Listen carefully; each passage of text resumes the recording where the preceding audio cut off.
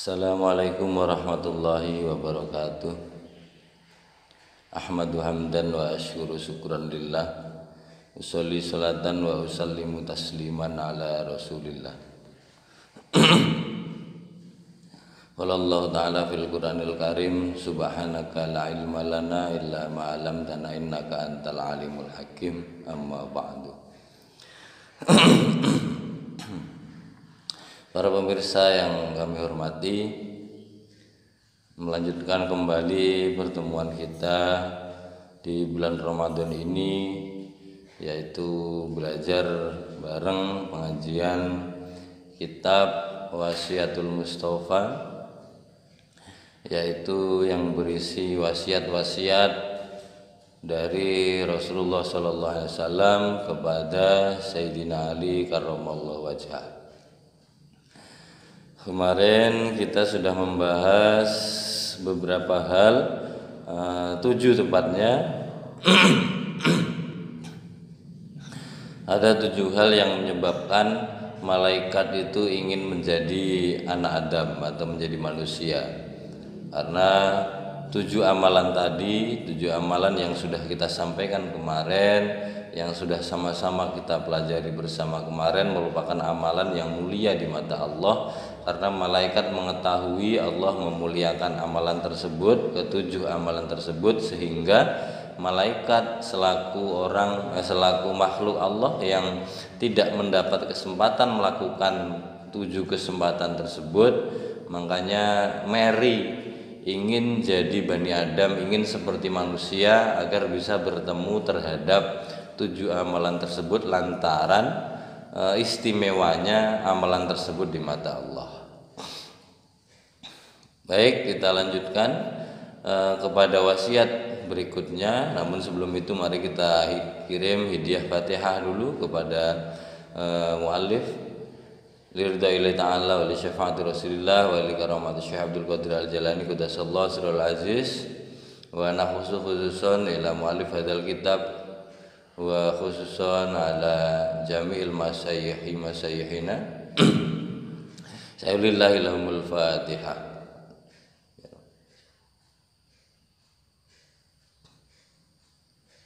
Bismillahirrahmanirrahim. Ya Ali, ya Ali, Sayyidina Ali, sholli sholata sirra billaili yang dalam waktu bengi, walau kahala bisatin senajan sak mangsane ngepuh wedhus, memeras susu kambing. Fal musolli mongko utahe wong kang salat billail yang dalem bengi iku ahsanun nasi, luweh bagus-baguse menungso. Apane wajhan, wajahe. Jadi Nabi Muhammad berpesan kepada Sayyidina Ali untuk melaksanakan sholat malam walaupun seperti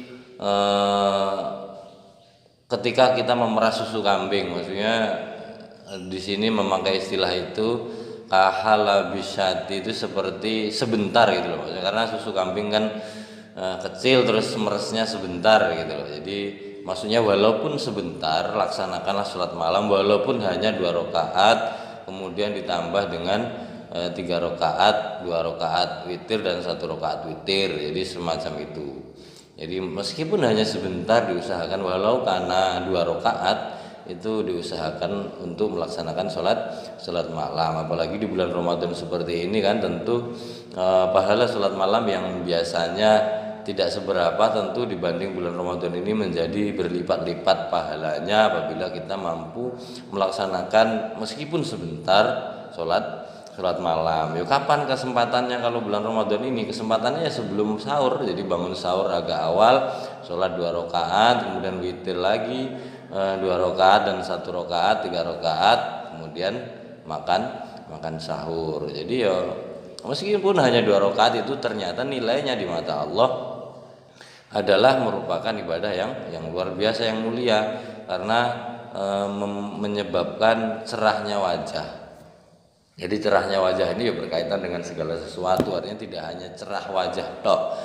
Ya cerahnya wajah itu ya bisa menjadi padangnya pikiran, cerahnya pikiran, kemudian terjaganya pandangan yang ada di wajah, kemudian tutur kata yang menjadi lebih baik, yang jelas ketenangan hati, ketenangan batin, karena pada malam hari kita bisa berkomunikasi dengan Allah, curhat dengan Allah, ngobrol dengan Allah, menyampaikan keluh kesah kita, menyampaikan doa-doa kita, harapan-harapan kita kepada Allah pada masa sholat malam. Jadi di sini disampaikan ahsanun nasi wajahan. Jadi orang yang sering melaksanakan sholat malam itu adalah sebagus-bagusnya manusia. Apa wajahnya? Wajahnya itu yang berkaitan dengan yang sudah saya sampaikan tadi. Tidak hanya wajah tok, ya bisa jadi wajah secara zahir, wajah secara pemaknaan wajah sebenarnya ya wajahnya bersih, cerah, begitu kan. Tetapi juga akan mengikuti atau berhubungan terhadap hal-hal yang lain yang ada di wajah. Misalnya pikirannya jadi jernih, pikirannya gampang, belajar gampang, menghafal gampang, gitu kan. Matanya, pandangannya dilindungi oleh Allah dari memandang hal-hal yang tidak baik. Kemudian perkataannya juga dijaga oleh Allah dengan perkataan-perkataan yang baik, seperti semacam itu. Jadi bagus sekali manfaat atau fadilah dari sholat malam ini, walaupun hanya sebentar 2 rakaat, seperti sebentarnya memerah susu kambing. Bismillahirrahmanirrahim. Ya Ali, idza kabarta nalikane takbir sira li sholati krana rai salat, wa faris mongko benggangno sira asabiaka ing pira-pira driji sira, warfa'lan ngangkat sira yadaika ing tangan loro sira hat wa mangkibaika halih beneri bahu sira sejajar dengan bahu, gitu ya. Jadi ngangkat tangan sejajar dengan bahu. Wa idza kabartalan nalikane wis takbir sira fadhu mongko nyelehno sira yaminaka ing tangan sira ala simalika ing atase tangan kiwa ira, tahta suratika ing dalem ngisore udel sira. Wa idza raka'talan nalikane ruku' sira fadhu mongko nyelehno sira yadaika ing tangan loro ira ala rukbatika ing atase dengkul ira. Hafarid mongko benggangno sira bainal asobaina asobika ing dalem antarane pira-pira driji sira. Jadi ini tata cara nggih, tata cara kaifiyah apabila takbir itu tangannya dibenggangkan. Jadi angkat tangan itu dibenggangkan, jari di sini bunyinya jari, berarti memang drijinya. Jadi drijinya yang dibuka begitu ya. Jadi dibenggangne begitu kan. Warfa yadaika wa khud, jadi diangkat sejajar dengan bahu, berarti ngangkatnya sejajar dengan bahu. Kemudian apabila takbir meletakkan tangan kanan di atas tangan kiri. Kemudian apabila rukuk itu sama dibegangkan juga, ditaruh di atas lutut. Jadi ini kaifiyah salat. Bismillahirrahmanirrahim. Ya Ali, asfir madangono sira bisubuhi kelawan subuh, wasolil maghribilan salat maghrib ba'da ghiyabis samsi yang dalem sakwuse surupe srengenge, bi qadri halabin yang dalem kira-kirane ngepuh halabis sati, ngepuh wedhus, sama maknanya dengan yang tadi nggih.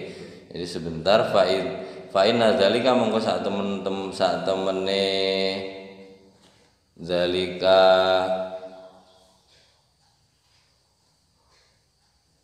asfir bisubhi wa salatil maghrib min hisalil anbiya'i iku setengah saking biro-biro tindakane tingkae budi pekertine piro-piro nabi alaihi salam. Jadi wasiat selanjutnya adalah untuk menyegerakan sholat subuh dan sholat maghrib, karena sholat subuh dan sholat maghrib itu waktu sholat yang paling sebentar gitu ya. Jadi segera melaksanakan sholat maghrib dan sholat subuh itu di awal waktu, karena memang sholat subuh dan maghrib di awal waktu itu menyegerakan itu merupakan amalan para nabi. Karena apa ya? Karena memang waktu sholat subuh dan waktu sholat maghrib itu hanya singkat, seperti singkatnya memeras susu kambing tadi. Jadi memang waktunya singkat sekali, begitu ya. Jadi menyegerakan, kami ulangi, menyegerakan sholat maghrib dan sholat subuh itu merupakan amalan para nabi. Bismillahirrahmanirrahim. Ya Ali, alaika bisolatil jamaati, ya nalaika natepano siro bisolatil jamaati kelawan sholat jamaah. Fa innaha mongko sak temene salat jamaah indallahi iku ing dalem ngarsane Gusti Allah iku kamasika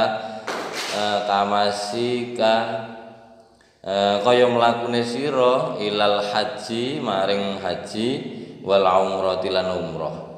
Wa malan ora yahrusu nemen-nemeni ala sholatil jamaati ing atase salat jamaah illa rajulun kejaba wong lanang mukminun kang mukmin qad ahabbahu kang temen den demeni demen kang temen-temen demen ing Allah wa mayazadulan ora sengit illa munafikun kejaba wong kang munafik qad abghadahu kang wis temen-temen bendoake sapa Allah Gusti Allah. Selanjutnya wasiat dari Rasulullah kepada Sayyidina Ali adalah untuk menemani untuk rajin sholat jamaah.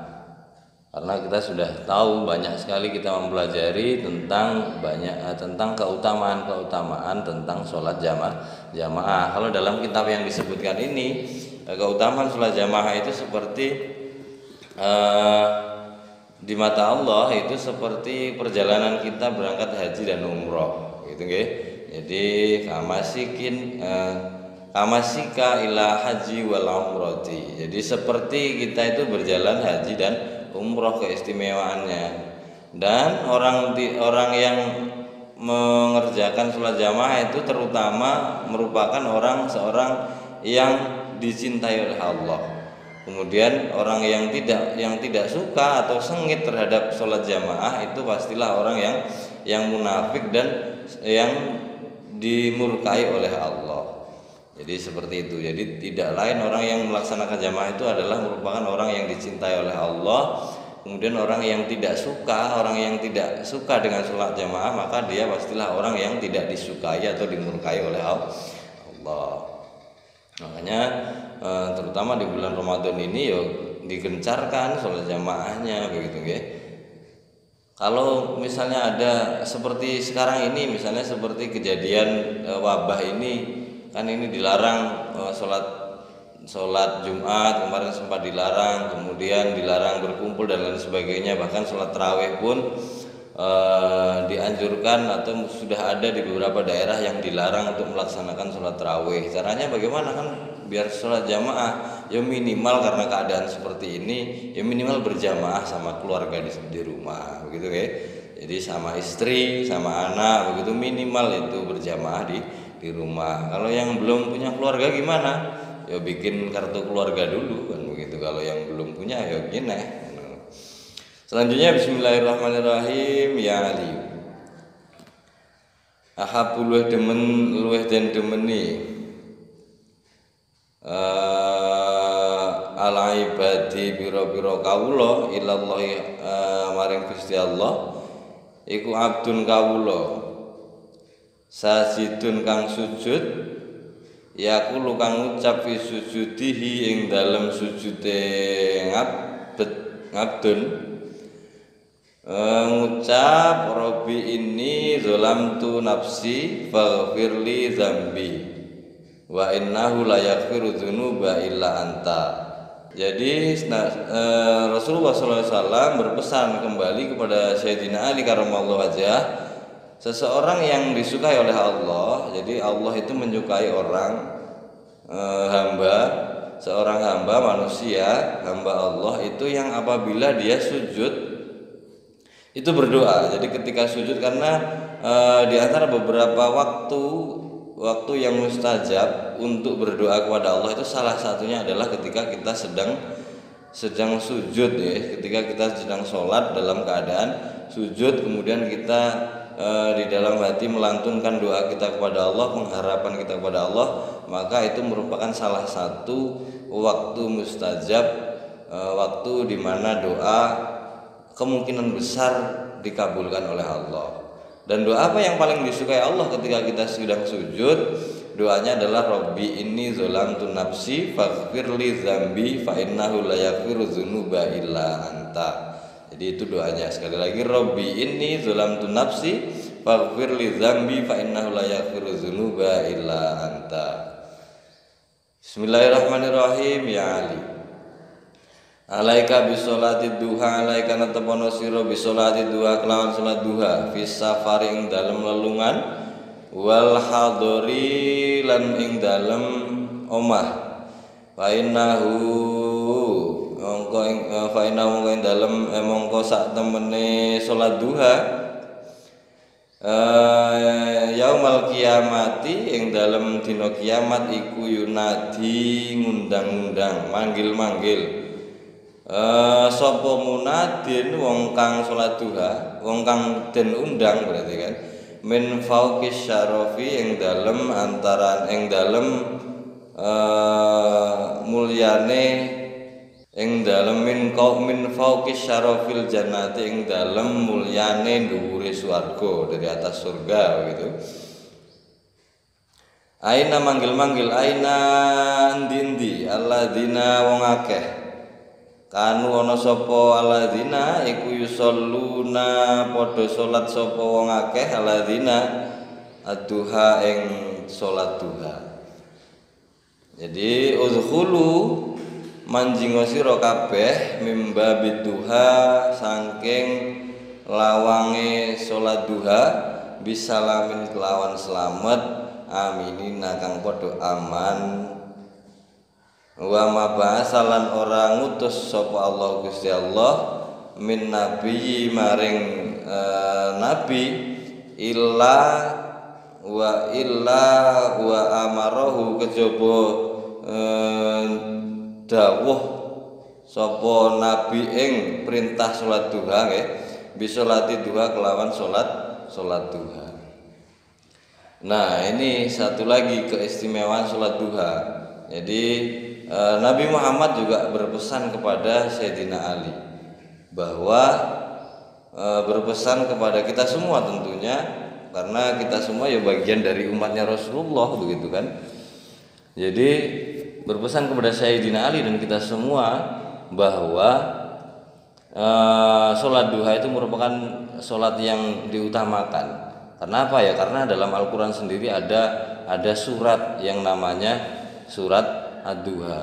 Kemudian dalam ilmu Quran, ilmu ulumul Quran, apabila Allah sudah berjanji menggunakan sesuatu yang entah apa saja bentuknya dalam Al-Quran itu, misalnya seperti wadduha berjanji demi wadduha, kemudian wal asri berjanji demi waktu, demi masa begitu kan, maka sesuatu yang dijanjikan Allah, yang digunakan oleh Allah untuk berjanji, terutama terlebih-lebih dalam Al-Quran begitu ya, pastilah sesuatu tersebut memiliki keistimewaan di mata Allah. Salah satunya dalam hal ini adalah sholat duha. Jadi waktu duha, jadi disampaikan oleh Rasulullah kepada Sayyidina Ali bahwa kepada Sayyidina Ali untuk kita senantiasa melaksanakan sholat duha dimanapun, dalam keadaan apapun. Jadi ataupun walaupun kita sedang berada dalam perjalanan, misalnya kita sedang jalan-jalan kemana begitu ya, dalam perjalanan itu kalau ada waktu dan kesempatan diusahakan untuk sholat duha juga. Apalagi kalau kita hanya berada di rumah, maka tentu akan lebih diutamakan lagi. Karena apa? Keistimewaannya apa? Karena nanti di hari kiamat itu, ketika hari kiamat itu ada sesuatu yang memanggil-manggil, yunadi munadin min fauqis syarifil jannah. Jadi ada sesuatu yang memanggil-manggil dari tingginya surga yang mulia begitu ya. Jadi dari atas surga lah, begitu. Surga itu kan di atas ya. Makanya kalau istilah orang Jawa itu kan gampang. Istilahnya itu kalau orang Jawa itu mengatakan munggah swarga, nyemplung neraka. Itu merupakan istilah yang sesungguhnya sangat filosofis sekali. Karena logikanya kalau munggah itu pasti butuh tenaga, butuh sesuatu yang ya usaha keras, karena munggah kan tenaganya butuh banyak. Tapi kalau nyemplung neraka, kalau nyemplung itu ya gampang, namanya nyemplung itu nggak butuh tenaga, melaku kepleset kecemplung. Makanya banyak sekali rintangan-rintangan orang yang terjerumus ke dalam neraka. Makanya salah satu usaha kita supaya dapat munggah ya, jadi supaya dapat mencapai surga dengan ridho Allah dan rahmatnya Allah, ya salah satunya ini melaksanakan sholat duha. Karena nanti di sana di atas surga itu ada sesuatu yang memanggil-manggil. Jadi waktu duha ini memanggil-manggil orang-orang yang melaksanakan sholat duha. Kemudian apa katanya? Apa kata panggilan itu? Udkhulu mim babid duha bisalamin aminin.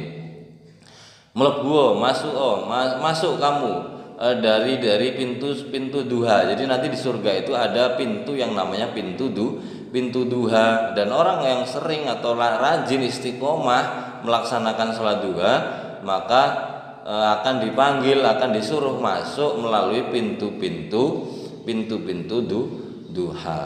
Jadi ada banyak pintu di surga itu, nanti salah satu pintunya adalah pintu duha.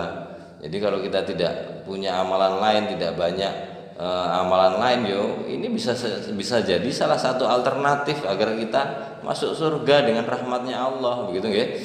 Jadi kenapa harus dengan rahmatnya Allah? Ya dengan rahmatnya Allah karena kita tidak bisa masuk surga meskipun sebanyak apapun amalan kita, sebanyak apapun ibadah kita, tanpa rahmat dan pertolongan Allah maka tidak mungkin kita masuk surga. Maka di setiap ibadah kita, di setiap amal kita harus senantiasa berharap semoga apa yang kita kerjakan, termasuk kegiatan kita sore hari ini, ngaji, belajar seperti ini, sama-sama belajar. Jadi saya pun tidak menyampaikan apa yang saya ketahui, tidak. Ini saya hanya membacakan kitab, kemudian saya sampaikan karena kebetulan saya pernah ngaji ini, saya sampaikan di hadapan para pemirsa sekalian. Mana tahu apa yang sudah saya dapatkan ini dapat memberi manfaat kepada orang lain yang mendengarkan pengajian ini, begitu. Jadi kita sama-sama belajar. Saya juga mengingat-ingat kembali pelajaran yang sudah saya pelajari semasa di pondok dulu sambil saya sampaikan kepada pemirsa. Barangkali yang saya sampaikan ini ada manfaatnya, begitu loh, nggih. Jadi kita sama-sama belajar mengisi kegiatan di bulan Ramadan ini dengan sesuatu yang positif di tengah wabah, di tengah maraknya wabah yang membuat kita terkadang was-was dan lain sebagainya. Semoga dengan kegiatan yang kita kerjakan, kegiatan positif yang kita laksanakan seperti ini menjadi wasilah, menjadi perantara kita senantiasa dijaga oleh Allah, kemudian diberi kesehatan oleh Allah, senantiasa dikuatkan imannya, senantiasa berharap pasrah kepada Allah dengan usaha-usaha yang sudah kita laksanakan agar bala atau bencana yang sedang terjadi di dunia ini segera diangkat oleh Allah. Amin ya rabbal alamin. Kemudian bismillahirrahmanirrahim. Ya Ali, Sayyidina Ali, min karomatil mukminin, setengah saking pira-pira karomahe kemuliaane wong mukmin iku zaujatun bojo wadon muwafiqatun. Muwafiq itu muwafiqatun kang diwai petunjuk, kan duweni petunjuk, jadi mendapat hidayah. Zaujun solihun lah begitu. Jadi maksudnya istri yang soleh begitu. Istri yang mendapat petunjuk, mendapat pertolongan, mendapat hidayah, mendapat petunjuk begitu. Wassolatu jamaati, dan sholat jamaah. Wajironun yuhibbunahu, lan pira-pira tangga yuhibbunahu kang padha demen sapa tangga ing mukmin. Jadi wasiat selanjutnya dari Rasulullah kepada Sayyidina Ali adalah keutamaan seorang mukmin. Mukmin itu dianggap menjadi mukmin yang mulia, mukmin yang utama, mulia di mata Allah apabila yang pertama adalah mempunyai istri yang solehah. Jadi punya istri yang mendapat petunjuk, yang mendapat hidayah, yang mendapat hidayah dari Allah begitu. Jadi istri yang solehah lah begitu gampangnya, istri yang solehah. Kemudian yang kedua wa sholatu jamaatan, dan keluarga tersebut, seorang mukmin tersebut rajin melaksanakan sholat jamaah. Dan yang ketiga wal jiranun yuhibbunahu, dan yang ketiga adalah dicintai atau disukai oleh para tetangga. Bisa Anda bayangkan kalau kita hidup di suatu tempat, di suatu daerah, kemudian kita tidak punya tetangga. Kalau tidak punya tetangga mending lah, tidak hidup di tempat yang terpencil, tidak punya tetangga mending ketimbang punya tetangga tapi disiri tetangga, digedingi tonggo, tidak disukai oleh para tetangga, kan itu pasti akan lebih menyiksa ketimbang tidak punya tetangga. Jadi kami ulangi bahwa salah satu ciri atau kategori seorang mukmin, orang itu kalau dia mulia di mata Allah, itu yang pertama adalah apabila dia memiliki istri yang solihah, muafik begitu ya, istri yang solehah yang mendapat petunjuk, yang mendapat hidayah dari Allah, istri yang solehah. Kemudian yang kedua apabila dia mengerjakan sholat jamaah, karena di atas tadi sudah ada diterangkan tentang bagaimana keutamaan sholat jamaah. Kemudian yang ketiga adalah apabila dia memiliki tetangga-tetangga yang mencintainya, tetangga-tetangga yang suka, yang ya rukun dengan tetangga, yang disukai oleh para tetangga. Jadi itu tiga keutamaan atau tiga ciri atau karakter seorang mukmin yang mulia di hadapan Allah. Mungkin seperti itu, demikian yang dapat kami sampaikan pada kesempatan sore hari ini. Semoga apa yang kami sampaikan ini ada manfaatnya, baik terutama untuk diri kami sendiri dan para pendengar sekalian, para pemirsa sekalian.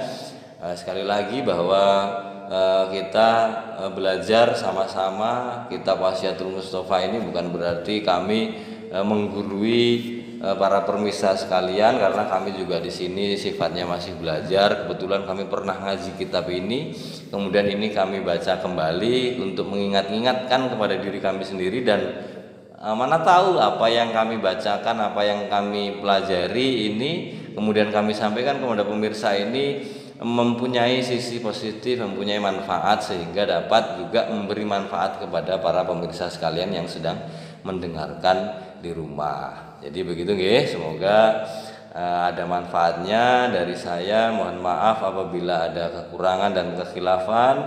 Wallahu a'lam bishawab. Assalamualaikum warahmatullahi wabarakatuh.